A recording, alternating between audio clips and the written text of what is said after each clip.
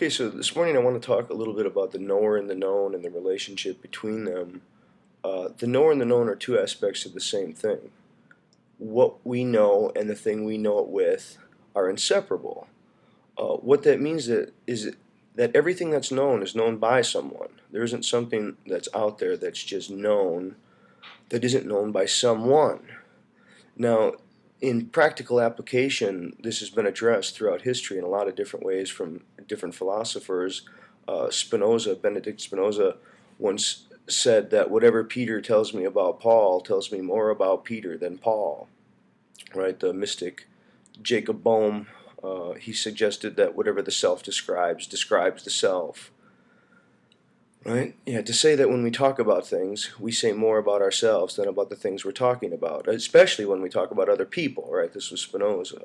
Lu Xiao gets at this in a very interesting way. He says you cannot recognize a quality in another that you do not have in yourself. I think some of the reasons that uh, we're unable to understand others, or some of the ways that we're unable to make sense of others, is that we don't share that background. We're not able to meet them on their own terms, right? There's a Chinese proverb that suggests if you're unhappy with the world, change the self. Now, I think by this one, we're starting to move in a direction that suggests that to say that the knower and the known are inseparable, or that they're two aspects of the same thing, this does not necessarily in any way lead to solipsism. The argument is not that each of us is stuck inside our own head. It's not we're little monads locked up in a psychic prison. All of that, those kinds of interpretations, those are unfortunate misunderstandings of this sort of mystical point. The mystical point is that the universe distributes itself across its own becoming, and each person is a kind of localized spot of the universe becoming aware of itself. That doesn't mean, though, that each of us, again, is trapped inside our own head. What the critical question becomes: who do you get to listen to? Who do you come to read? Who do you come to adopt as your gods? I just saw a quotation yesterday in a paper where Virgil says, human destinies are woven by the gods that people choose. And there's something about this when Chorin says, the most important decision you ever make is who to have as parents. I think this was partly what I was trying to suggest that in the video about Josiah Royce and interpretation, that selves in communities are constituted through interpretation. And when you take words or language, they're not just objects that we perceive or conceive. You don't want to think of speech and language as something that's either perceived or conceived. There is perception and conception that's going on. I mean, this was Kant's point, right? I mean, you never have either pure perception or pure conception. You have a kind of interpretation of the sign, and that interpretation is a socially intelligible interpretation, and it's one that's a temporally continuous interpretation.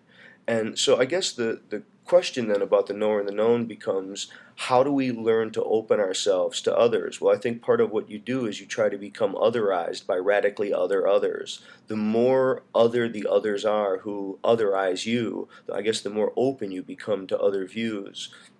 And I guess if I could just wrap up here, I mean, I think to drive at the issue of what does it mean to say that the knower and the known are two aspects of the same thing? Well, it means wherever you go, there you are, right? I don't think that that's a great insight, but I think the insight means that if we can learn to cultivate and grow ourselves as knowers, if we can learn to internalize some of the great ideas of Eastern philosophy, Western philosophy, and Native American philosophies, as we open ourselves to art throughout the ages, as we open ourselves to the poets, as we learn to read different styles, as we open ourselves to new musical tastes, all of these things, what we're doing is, even if in some way we transform it into something that becomes uniquely ours, what we're doing is we're actually in growing ourselves as knower, and the known correspondingly grows and develops. I think this was partly, again, to go back to the Royce video, Royce suggests that he got his ideas about interpretation from Peirce, but he says Peirce probably wouldn't have him. And so his definition of community is obviously very complicated. He's not suggesting that to be in a community is to make everyone over in the same image. I mean, they're not sort of stamping out people on a conveyor belt out of a precast mold. I think the notion of community itself is somehow, it's unity but difference. There is again, it's a division but also a merger. And so I think if we want to get at this question again of, why is it so important to understand that the knower and the known are two aspects of the same thing? Well, it helps us think about the fact that if we are sort of stuck with ourselves and everything that we encounter is always filtered through us, and we are the ongoing event of interpretation that we experience as somehow in the world, I think what it means is the more that we can open ourselves to those particular others, and very carefully choose who we're listening to, who we're trying to understand, and how we're able to grow.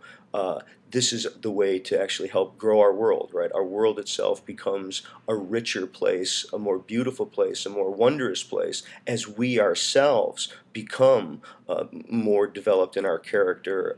So many of the problems that people face may be better solved by solving the person who's having the problem, right? This is Lee Thayer has an interesting line that I think maybe I'll just end here. Is he says that most people prefer problems he says most people prefer problems they just can't solve to solutions they just don't like.